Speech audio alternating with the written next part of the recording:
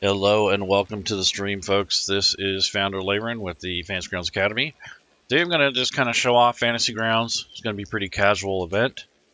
I don't plan on making any sort of big show today. I'm just kind of doing a test stream for a new rig and also checking out some new content that I picked up during the sale. So without further ado, let's take a look at what we can do with Fantasy Grounds. So initially, when you first start with Fantasy Grounds, after you get it installed, you're going to want to put in for a account on the Fantasy Grounds website, because this is the same website that you'll use the password and the username to log into Fantasy Grounds. Once you have that established, then you update the client, which will update Fantasy Grounds. It'll also pull in any of your data. If you use Steam, you also have to go to the website of Fantasy Grounds and synchronize your account with Fantasy Grounds so it pulls in your purchases. Otherwise, you'll be kind of wondering where your stuff went. So once you've done that, then you're going to start a new campaign, which is what I'm doing right now. So I'm taking and creating a new user session here. That's what this is. I picked the D&D rule set. That's one I'm most familiar with, but it could be any one of these. Some rule sets come with the base program as far as like just some of the basic layout. Some don't even show up on this list until you actually buy the rule set. So it just depends on what you own. So nonetheless, I'm going to create a new campaign. I have it set to private and it's on LAN so that no one else can connect to me, but I do have a password on in case. And then there are all these extensions that I've downloaded over the months, and the only one I really tend to use the most is this Roboto thing, which is a font replacement, which kind of helps with visibility. And then there is a friend zone. I'm not going to use that now, but that is another one I use quite a bit. But most of the other ones just depends on the situation. I try not to use too many extensions because it starts to bog down your system and it can cause conflicts and that sort of thing. So you got to be kind of picky and choosy with those. And you can get most of these on the Fantasy Grounds Forge. There are a few exceptions, but 90% of them are on the Forge now. There's a few on the forums, and then there's a few that are still left over on the DM's Guild. But for the most part, most of the third-party extensions, whether they're paid or free, are on the Fantasy Grounds Forge. So I'm going to go ahead and hit start. And when you are going to set up for the first time with Fantasy Grounds, it's important that you take the time to kind of get used to where things are at. A lot of people get frustrated with the interface and they've barely spent any time at all in it. So you have to kind of put in some time in order to make it worth your while. And then even then, you still just have to get used to where things are at. And sometimes it's been said that it can be a little frustrating and confusing initially. So just put some time in, it'll really help a lot. It goes a long ways. So when you first start, you'll be confronted with this campaign setup window, which is normal. If for some reason you don't want this to come up again while you're playing, you can unselect the show on load, which is this little check mark on the very bottom of this frame. So I'm going to uncheck that because next time I come into this, I don't necessarily want it to come up. But if I'm going to use this session over and over again to show things with Fantasy Grounds, I'm going to leave that on. This is a direct link to the user guides and the forums. So if you need help or some kind of manual or something to look at, that's definitely a good start. You hit the next button, you're presented with a way to load up your modules if you have any, and any of the rule sets that you might possess. In this case, you can click on whatever you have purchased, but if you don't have anything purchased, you can click on just the 5e SRD for the Dungeons & Dragons 5e rule set. Not all rule sets have a base core rules. There's a few of them that do. I don't remember exactly which ones come with core rules, but I know 5th edition does, and it has basic rules. So there's a few things you can do with them. It's very limited, but you can kind of poke around until you invest in some of the other content. There is no included official books. You have to buy those separately. So if you want the player's handbook or something like that, that's definitely something you'll have to buy later. A lot of people complain that they've already purchased the content on D&D Beyond and they have the book and now they don't want to purchase it again. Technically, once you understand how Fantasy Grounds works, you can enter that data yourself. It does take some time. There's certain formatting, the way you have to put it in the system, but it is doable. There's just a trade-off between time and convenience, and most people give up and they just end up buying the book anyways. But there are some really, I would say, dedicated people that'll actually put the rules in themselves. I know quite a few people that have done it. Nonetheless, so here's the setup. So I'm going to go ahead and click on the core rules. So if you own any of the official content, this is only going to load the Fantasy Grounds version of the Player's Handbook, the Monster Manual, and the Dungeon Master's Guide.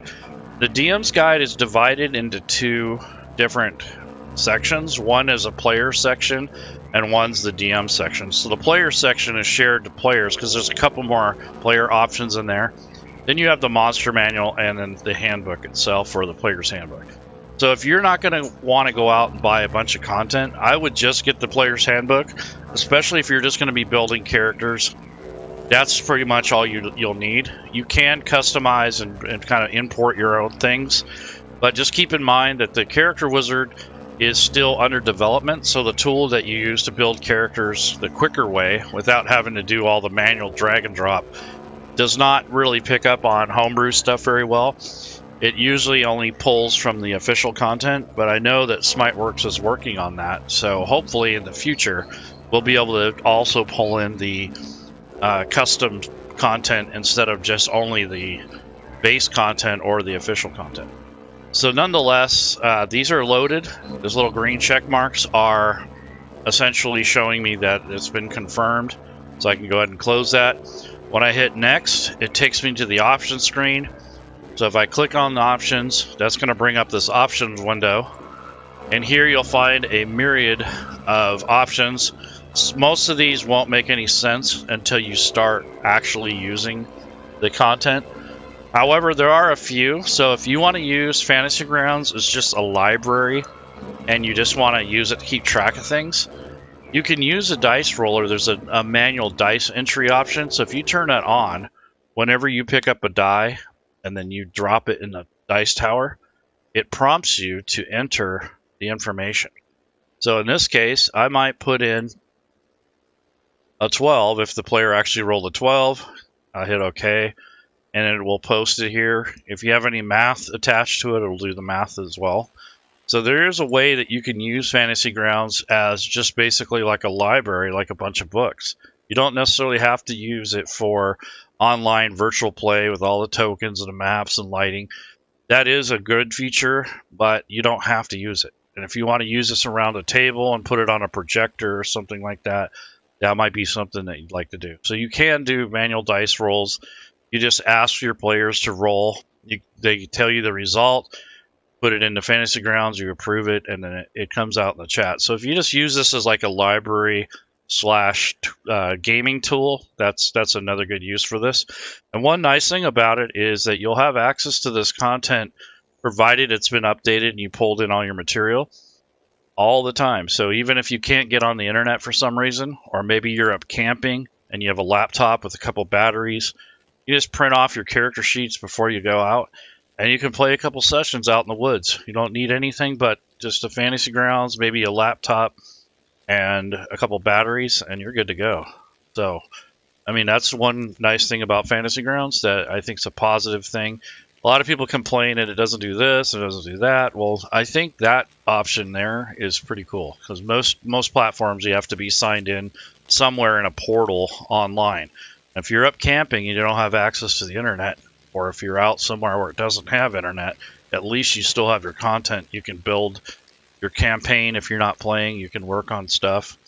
I think if you're allowed, you can be on an airplane working on your content there. So it's just a matter of convenience and what your needs are. So that's the options menu. There are tons of options. I'm not going to have time to go over all these, but these are where you set things. Like you can set up the dice tower. So, for instance, here's the dice tower. If I turn it on, it actually will show that over here on the right. It kind of depends on another setting called Chat Show GM Roles. So if that's set to on, this will show. But if you turn that off, it won't show because you're going to be using the dice tray for hidden rolls. But if you turn it on, you can actually right click, unlock it, drag it over to the left if you want, or put it where you want it. Right click, lock, and then it'll stay in place without being moved around. And then you can use it to drop dice in there for hidden rolls. So that's a way for you to roll dice, but they won't show the results to the players. The players can also use this to drop their hidden results in there. You can also unlock the chat window. So if I right click on it, I'm going to hit clear to clear all the text here. And then I'm going to actually unlock this section here. And then I'm going to just drag this over, and that will actually make this wider. And then I can pull it up if I want. So I'm doing that from the bottom right corner. And then I'm taking and left clicking and dragging to reposition the window where I want it. And then that's it. So this is a way you can customize your desktop experience depending on what you need. And then you have the combat tracker, which is where you'll put all your characters and your NPCs once you have those set up. And that keeps track of rounds, spell durations. It'll even keep track of constitution saves if this is D&D 5e. So if you take damage, it'll automatically check for the concentration check and it will roll. And if you fail, the effect of that will go away. And it's pretty cool. It does a lot. And it also does death saves automatically. There's all kinds of cool stuff. So there's a new option that came out fairly recently. It is the dice. So if you come over here to the far right under dice, if you subscribe to this or you have purchased the whole thing or whatever, you get more dice options. If you don't like that or you don't really need it, you can go ahead and just get these. You can change just the basic colors and the text. And then you can also select any of these elemental basic dice. So I can change this. Here's the watercolored one. So you have that at least. And then you can change which tabletop dice are showing. So if you don't want that D100, you can select that, turn it off. So it grays these out as you select these and turn them on or off. You also have the ability to increase or decrease the size of the dice. So right now this is a standard 100%. You can go up to 110, 120 if you need bigger dice so you can actually see the numbers. Or you can go down smaller to about 80%. And they're really tiny. So it just depends on your resolution of your screen, how good your eyesight is, and how important the dice are. The next thing is I'm going to show just a couple of these options. So we have these magical dice. So here is a lightning charge dice. And you can see it's got this fancy lightning coming off it. And when you actually roll dice, it will leave like a little trail and you have this lightning come off of it. So most of these are presets, so you can't change the color on most of these. But if you find one on here, such as down below, there's a force field one, you'll see this little color palette. So what that means is it can be customized. So the little color palette is the ones that can be customized. So like this metal rusted one, if I pick that, I can actually change the color and customize what color I want it to be. So it just depends on what your needs are and those sort of things. So there are some that are customizable. And this is going to expand. This is not the end of it. They just started this. So it's just starting to take off and get popular. Now the next thing is that players do have to buy their own. So if you buy these, if you roll a dice, the player can see it. But they themselves cannot change these other options. They'll only have these elemental basics or maybe a custom colored one.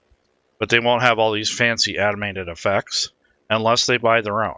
They buy their own and they join a table, they'll be able to customize their dice the same way. It's one of the few things in Fantasy Grounds that is put back on the player to buy their own dice. So that's just a way that you can do things. And then it gets a little bit more complicated. So you can move the dice tray on the bottom left. So if I click the toggle, you just single left click and drag. You can move the dice tray if you don't like the location it's in. So maybe you want to move it over here. And then if you select any type of colors here, it will change for that. You can actually drag and drop the color changes into your hotkeys. So if you want to change from one to the other, you can do so with just a single click.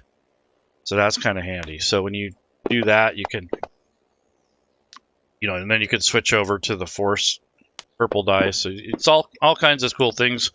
And the other thing is you can select which type of die is going to be for any supported damage type. So if you go to custom dice rolls, on the far right, you have a custom option. And then on the left are the default options. So if you wanted to add a Mantium damage type, you can select a different one, or maybe you can create your own color and assign it. So there are different color dice, like there's a healing die, there's a temporary healing, there's cold iron, magic, slashing. So some of these have defaults and some of them don't. Like there's a damage die, so if you wanted to do like a really cool red. So if let's say I want to look like a blood red color, so I'll click on the default dice, click on the body, and I'll select some kind of reddish color. And then maybe I want the letters to be orange or kind of a lighter, kind of an off-white or something like that. Then I can actually go to the text color and change that. So maybe I want it more like an orangish color. So it just depends on what you're going to do. But when you select it, you have to hit OK. Otherwise, it won't take the changes. So if I go back to the body text and click on red here and try to get it to actually so it doesn't blend in with the other. Yeah, so this is just a preliminary, but you see you made like a brown color. That's kind of cool. So maybe that's your damage die. So it just depends on what you're doing, but you need to hit OK. The other thing is you can take this little eyedropper and you could select any color you want, and it will try to pull that in from the background or from an image.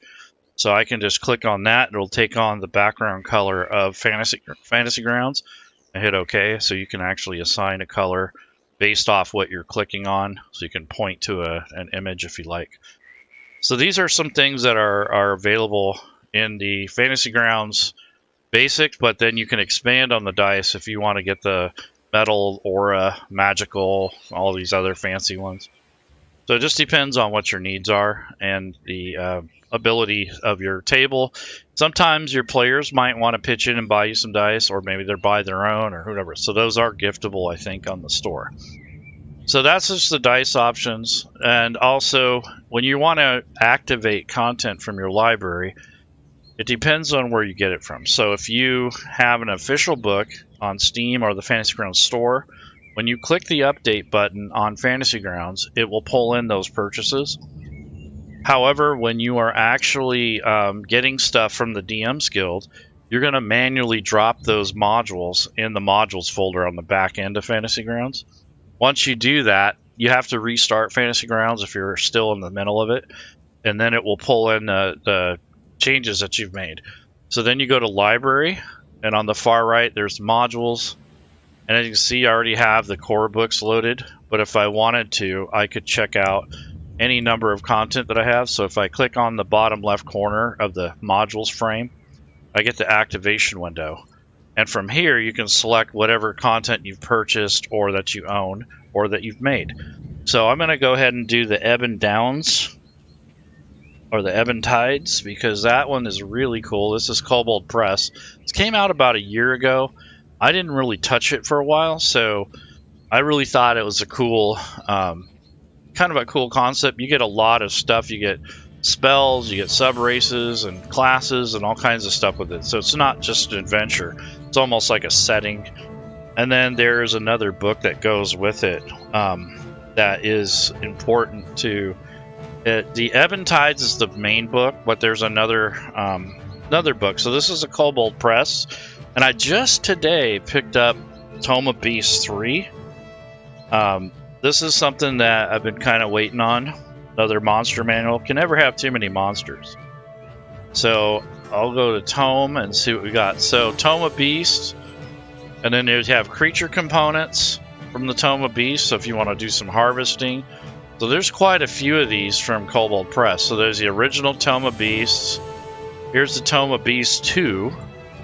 And then there's the Tome of Beasts Layers. which is a cool adventure series based on the monsters from that book. And then you have the Tome of Beasts 3, which is something I just picked up. So there's tons of monster manuals and stuff. And then this Ebon Tides book requires or suggests that you use this Tome of Heroes. So I got that. So that's another piece of content. And then here's the Tome of Horror, which is a whole separate publisher. That's Frog God Games. But nonetheless, you can see there's a ton of Tome of Beast stuff that you can get on the store if you're into Kobold Press content. So that there's a lot of stuff in there you can choose from. Now, those are, roughly between $30 to $50, depending on what they are. Sometimes they go on sale. So even if you miss the big autumn sale, a lot of times these books, if you wait like a month or two, they go on sale every week. So they'll pick like 3 or 4 different items, goes on sale. So if you don't have to rush out and buy everything at once, you can start pulling things in a little at a time. Pretty sure Smiteworks likes it when we buy stuff, but honestly, if you're not going to use it, or if you don't have time to digest the content, there's really no point in getting it right away unless there is a sale. That's when I usually get it. But nonetheless, there's a lot of stuff here. Also, you can search on the right by author. So if I wanted to do Kobold Press only, and if it's titled correctly, it will give me this. So I have a lot of Kobold Press. So there's a Creature Codex was another one. And it has the Codex Lairs, which is a bunch of short adventures based on the creatures out of that book. There's also the Book of Lairs itself. I have the City of Cats. There's the Ebon Tides. Let's see what else we got. Demon cults and secret societies. There's just a ton of stuff out that should never get bored. Midgard sagas. There's the Midgard World Book. So if you're into the Midgard setting, there's a whole bunch of content for that. So it just depends on what you're into. But this is all for 5th edition, but I think there is some stuff they make for Pathfinder as well. So it isn't just D&D. So these are some of the others, but here's Tales from the Shadow that comes from the actual, that is tied in with the Ebon Tides. So that's pretty cool. And then you got a bunch of adventures here. Here's that large Scarlet Citadel, which is really huge. I want to see the map from that. That thing's got to be mammoth. And then there's 4 pages that I have owned right now that are part of this Kobold Press stuff. So here's the Vault of Magic. There's the Zobek. That's one of the main cities. There's Wrath of the River King, Underworld Lair. So there's just a ton of content. You can see I'm just loading this up as I go, just to kind of show you some of the things that you can look forward to if you're able to get into it. So I'm going to take a look at the Scarlet Citadel. I'm going to go right now. I'm kind of like in the main part of this. You can go to the reference manual, which in any official book will have a reference manual. If they're newer, if they're really old, they may not. But you can go in here and read this just like a book and not have to necessarily use the tabletop for anything other than the library. It's searchable on the bottom left. You can turn the pages in here. You can expand the window. So you do have access to the actual books or PDFs, depending on what the content is. So there's that. But I want to take a look at one of the maps. So I'm going to go to Images. And then these are artwork, but I want to look at the actual maps. So take a look. Okay, so here's a map. So there's a Bat Caverns with overlays. So I want to take a look at this. Open this up. This is the actual map that comes with Scarlet Citadel. I'm going to expand this. And then if I right click, I can actually go to View and then zoom to fit. Or you can use this little drop down on the top and use these arrows to expand the map out. It's a pretty cool looking map actually. And then if you unlock it, and you go to the line of sight, you can see if that's already been in there. So it looks like they put that in there already. That's pretty handy. I noticed a spot that, anyways, so this is something that you would potentially encounter. And now not everything is made exactly the same. I mean, they try to keep it consistent, but you have different people working on the content. So it depends on the publisher and who they have working on it. This one looks like it's done pretty well. It's not too bad. Looks like it'd be a lot of fun. And then there might be some overlays that you can put on top of some of these maps.